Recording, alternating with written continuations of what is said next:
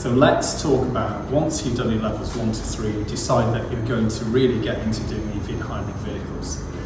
The next stage is to go and do level 4. Level 4 is a vastly more in-depth course than levels 1 to 3. It really teaches you the ins and outs of electric vehicles, things like batteries and battery monitoring.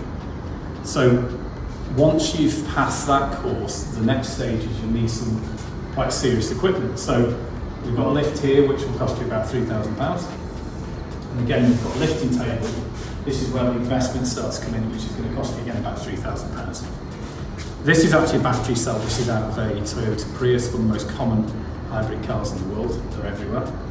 And typically you could change a battery cell pack in a Prius probably in under a couple of hours once you've practiced on that.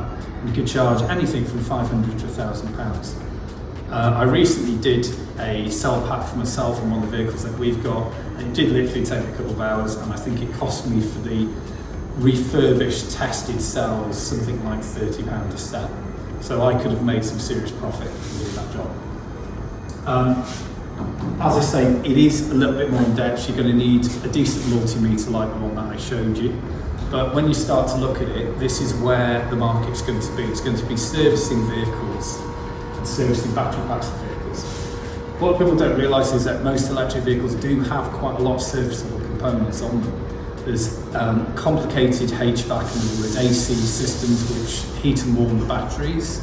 There's standard braking systems on most vehicles plus regenerative braking systems, all of which you're going to have to learn about because they're here to stay, and all of which will be serviceable items in the future. They also have standards, things like standard drive shafts and other bits and pieces that wear out. And pretty much all the electrics at the moment are still 12-volt electrics in these vehicles, so you have standard problems. So realistically, it's just a step change for the workshops, and of course, when you have a hybrid vehicle, you've still got an engine, so it's here to stay, so you may as well get on board as soon as you can and get working.